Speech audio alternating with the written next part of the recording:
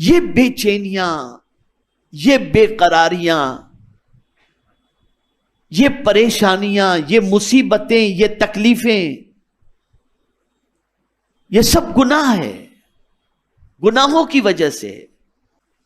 میں آپ کو ایک دو آیتیں سناتا ہوں، اور ان دو آیتوں کے بارے میں حضور کی بارگاہ میں ایک صحابی حاضر ہوئے، اور ان آیتوں کو سننے کے بعد انہوں نے جو کہا، اور اس کے بعد ان کے بارے میں حضور صلی اللہ علیہ وسلم نے جو فرمایا، آپ سنیں گے تو آپ کی عقل دنگ رہ جائے گی۔ وہ آیتیں کون سی ہیں؟ ایک تو آپ اچھی طریقے سے ذہن میں رکھیں، جیسا کہ آپ نے سنا، فَحَسِبْتُمْ أَنَّمَا خَلَقْنَاكُمْ عَبَثًا وَأَنَّكُمْ إِلَيْنَا لَا تُرْجَعُونَ۔ کیا تم نے گمان کر رکھا ہے، تم یہ سمجھتے ہو کہ تم کو بیکار پیدا کیا گیا ہے اور ہماری طرف لوٹائے نہیں جاؤ گے؟ اسی کے ساتھ ایک مقام پر فرمایا، إِنَّ السَّمْعَ وَالْبَصَرَ وَالْفُؤَادَ كُلُّ أُولَئِكَ كَانَ عَنْهُ مسئولا۔ کان، آنکھ اور دل، ہر چیز کے بارے میں قیامت میں اللہ عز و جل سوال پوچھے گا، اور یہ ساری چیزوں کے سوال کے جوابات دینے ہوں گے۔ تو سوال یہ پیدا ہوتا ہے، کیا یہی چیز، یہ تین چیزوں کا ہی سوال ہوگا؟ انسان کے ذہن میں یہ بات آ سکتی ہے۔ اسی کو قرآن نے دوسرے مقام پر وضاحت کے ساتھ بیان کر دیا کہ یہ نہ سوچنا کہ صرف کان، آنکھ اور دل کے بارے میں تم سے پوچھا جائے گا، اور اسی سے کیے ہوئے گناہ یا اسی سے کی ہوئی نیکی کا تمہیں اجر یا سزا ملے گی، بلکہ فرمایا فَمَن يَعْمَلْ مِثْقَالَ ذَرَّةٍ خَيْرًا يَرَهُ وَمَن يَعْمَلْ مِثْقَالَ ذَرَّةٍ شَرًّا يَرَهُ۔ پس جس نے ذرہ برابر بھی نیکی کی ہوگی وہ اسے دیکھ لے گا، دیکھ لے گا۔ یہ قدرت کا قانون ہے، دکھا کر کے اللہ جزا بھی دے گا، اور دکھا ہی کر اللہ سزا بھی دے گا۔ دکھائے گا کہ دیکھ بندے تو نے یہ کیا ہے نا۔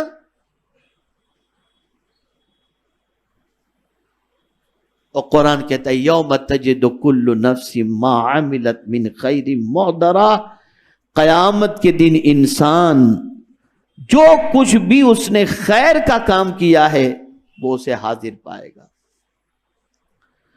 تو قرآن کہتا ہے فَمَن يَعْمَلْ مِثْقَالَ ذَرَّةٍ خَيْرًا يَرَهُ، پس جس نے ذرہ برابر بھی نیکی کی ہوگی وہ اسے دیکھ لے گا۔ وَمَن يَعْمَلْ مِثْقَالَ ذَرَّةٍ شَرًّا يَرَهُ، اور جس نے ذرہ برابر برائی کی ہوگی وہ بھی اسے دیکھ لے گا۔ یعنی ذرہ برابر، ذرہ کسے کہتے ہیں؟ معمولی ذرہ آپ سمجھتے ہیں نا، ذرہ تو سمجھتے ہیں۔ میرے پیارے آقا صلی اللہ علیہ وسلم کے پیارے دیوانوں، مفسرین فرماتے ہیں کہ اگر کسی کے پاس عقل سلیم ہو اور سنجیدگی سے اگر کوئی غور کرے تو اس کے لیے یہ دو آیتیں کافی ہیں، یہ دو آیتیں کافی۔ اب سنیے، ایک اعرابی بارگاہ رسالت مآب صلی اللہ علیہ وسلم میں حاضر ہوا اور عرض کیا یا رسول اللہ صلی اللہ علیہ وسلم مجھے واعظ فرمائیے، مجھے واعظ فرمائیے۔ حضور صلی اللہ علیہ وسلم نے یہی سورت پڑھ کر اسے سنا دی، جس سورت کے اندر فَمَن يَعْمَلْ مِثْقَالَ ذَرَّةٍ خَيْرًا يَرَهُ ہے۔ جب اس نے یہ سورہ مبارکہ کی یہ دو آیتیں سنی تو سننے کے بعد کیا کہتا ہے؟ آپ کے رب کی قسم، حضور سے عرض کرتا ہے، حضور سے عرض کرتا ہے آپ کے رب کی قسم، اس سے زیادہ مجھے واعظ کی ضرورت ہے ہی نہیں، اس سے زیادہ مجھے واعظ کی ضرورت ہے ہی نہیں۔ اور رخصت لے کر واپس جانے لگا کہ بس اب حضور مجھے اجازت دیجیے۔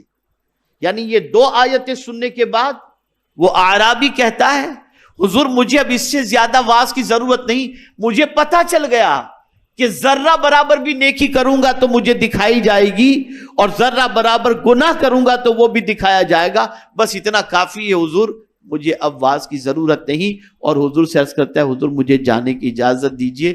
سرکار نے اسے اجازت دی، اور حضور صلی اللہ تعالی علیہ وسلم نے جب وہ جانے لگا تو صحابہ سے فرمایا دیکھو یہ شخص کامیاب ہو گیا، کامیاب ہو گیا۔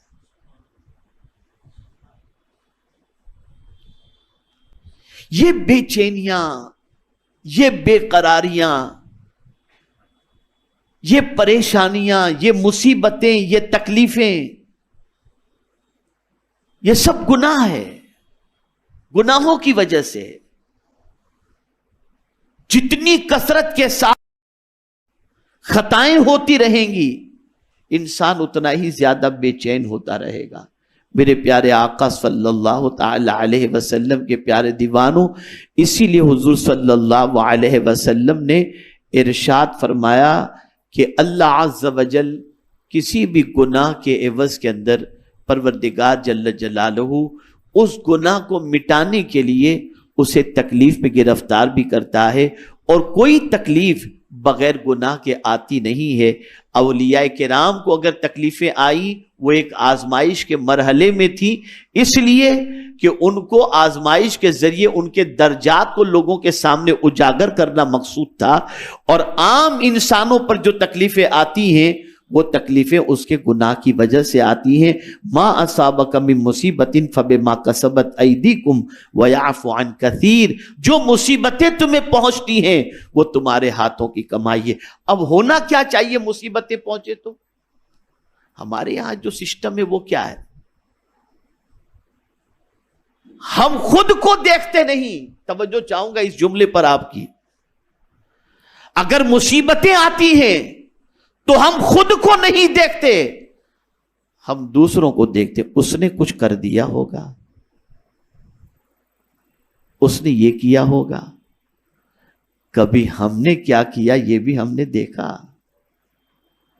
کبھی ہم نے یہ غور کرنے کی کوشش کی کہ ہماری خطائیں کتنی ہیں، ہم سے لغزشیں کتنی ہوئی؟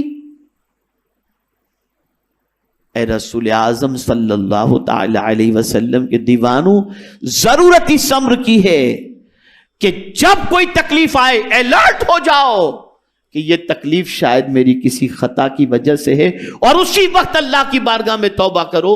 میرے استاد گرامی حضور رئیس المفسرین بڑی پیاری بات فرماتے مولانا جب طبیعت بہت زیادہ بگڑتی ہے نا تو میں کثرت سے استغفار اور درود شریف شروع کر دیتا ہوں، کثرت سے استغفار اور درود شریف شروع کر دیتا ہوں، اور کچھ دیر کے بعد میری طبیعت سنبھل جاتی ہے، اس لیے کہ استغفار کی وجہ سے اللہ گناہوں کو معاف فرما دیتا ہے۔ اور تکلیفیں آتی ہیں گناہوں کی وجہ سے، اور ہر انسان خطا کا پتلا ہے، اس سے کوئی نہ کوئی چھوٹی بڑی غلطی سرزد ہو ہی جاتی ہے، اور استغفار اس کے لیے امان ہے۔ آپ زندگی میں کر کے دیکھو، طبیعت خراب ہو، پریشانی آئے، مصیبت آئے، تکلیف آئے، معافی مانگنا شروع کرو، اللہ رب العزت جل جلالہ مصیبتوں کی چھٹی فرما دے گا۔ استغفار تو کرو، لیکن ہمارا سسٹم سیٹ ہو چکا ہے، اس نے کیا ہوگا، یہ کیا ہوگا، فلاں ہوا ہوگا، ہمیں اپنی خطائیں نظر نہیں آتی۔ اس میں بھی کوئی شک نہیں کہ آج کے ماحول کے اندر یہ بہت زیادہ ہو رہا ہے، میں اس پر مزید تبصرہ کرنا نہیں چاہتا، لیکن میں جانتا ہوں اس وقت دنیا کے اندر جو شرارتیں ہو رہی ہیں، اس وقت جو کچھ ہو رہا ہے، یہ کسی سے اوجھل نہیں ہے، لیکن ہمیں اپنے احتساب کی ضرورت ہے۔ میں پھر آج آپ سے کہوں گا، تھوڑے سے ہوش کے ناخن لو، وہ دن بہت قریب ہے آخرت کا، اب بہت دور نہیں ہے، بلکہ مفسرین اور محدثین تو فرماتے ہیں کہ قیامت تو اسی وقت واقع ہو گئی، سمجھ لو آخرت کا دن اسی وقت آ گیا جب مصطفیٰ جان رحمت اس دنیا سے تشریف لے گئے۔ آپ سوچئے کہ ان کی سوچ بہت سخت دن ہے آخرت کا، قیامت کا دن بہت سخت ہے، بہت سخت ہے، اور ہمارے پاس اس کی کوئی تیاری نہیں۔ ہم پوری زندگی کو کھپا رہے ہیں اسی دنیا کے لیے۔ دنیا کے لیے کرو، یہ نہیں کہ کاروبار چھوڑ دو، یہ نہیں کہ آپ جو ہے ملازمت چھوڑ دو، نہیں، سب کرو، لیکن ایسی دنیا نہ کماؤ جس سے آپ کی آخرت خراب ہو. ایسی دنیا نہ کماؤ، دنیا کو سواری بناؤ، اس سواری پر سوار ہو کر آخرت کا سفر طے کرو. دنیا کو دل میں نہ بساؤ، دل میں نہ بساؤ. بہت سخت حالات ہیں اس وقت، بہت سخت حالات ہیں. آپ نے دیکھا ہوگا سولار سسٹم چل رہا ہے، سورج کی روشنی کو جو ہے وہ اخذ کیا جا رہا ہے، اس کے ذریعے سارے کام ہو رہے ہیں. آہستہ آہستہ گرمی بڑھتی جا رہی ہے. اور یہ گرمی کیوں بڑھتی ہے آپ کو معلوم ہے؟ حدیث مبارکہ میں جہنم سال میں 2 مرتبہ سانس لیتا ہے، 2 مرتبہ، اور جب وہ سانس لیتا ہے تو دنیا میں گرمی بڑھ جاتی ہے. یہ حدیث شریف کے اندر ہے. تو جب اتنی گرمی برداشت نہیں ہوتی جہنم کے سانس لینے کی، تو جہنم کی گرمی کون برداشت کر سکے گا؟ اب اس جہنم سے بچنے کے لیے حضور نے کیا نسخہ عطا فرمایا، سنیے.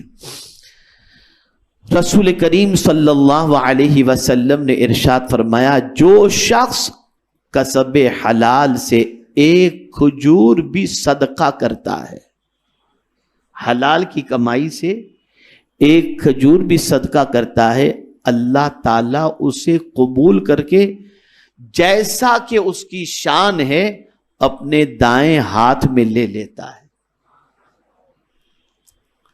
پھر اس کی نشو و نما کرتا ہے یہاں تک کہ وہ پہاڑ کی طرح بڑا ہوتا ہے. یعنی صدقہ ہم نے ایک کھجور کا دیا تھا، اللہ نے اسے پال کر پہاڑ کی طرح برابر بڑا کر دیا، پہاڑ جتنا بڑا کر دیا، یہاں تک کہ وہ پہاڑ کی طرح بڑا ہو جاتا ہے. حضور نے حضرت ابو ہریرہ رضی اللہ تعالی عنہ کو ارشاد فرمایا، کسی نیکی کو حقیر مت سمجھو، اور کچھ نہ ہو سکے تو اپنے بھائی سے خندہ پیشانی کے ساتھ ملاقات کر لیا کرو، کہ ملاقات کے وقت تمہاری پیشانی پر بل نہ ہو، بلکہ ملاقات کے وقت تمہاری پیشانی خندہ ہو اور تمہارے منہ پر مسکراہٹ موجود ہو. یہ مسکراہٹ کے ساتھ ملنا بھی رسول اعظم کے فرمان کے مطابق صدقے کا ثواب ہے. اور ام المؤمنین حضرت عائشہ صدیقہ رضی اللہ تعالی عنہ سے سرکار فرماتے، اے عائشہ، ہو سکے تو کھجور کی ایک گٹھلی بھی صدقہ کر دیا کرو، اس لیے کہ صدقے سے اللہ کا غضب ٹھنڈا ہوتا ہے، اور صدقے سے اللہ عز و جل جہنم کی آگ سے بچا لیتا ہے. یہ طریقے حضور نے عطا فرمائے، یہ راستے حضور صلی اللہ علیہ وسلم نے عطا فرمائے.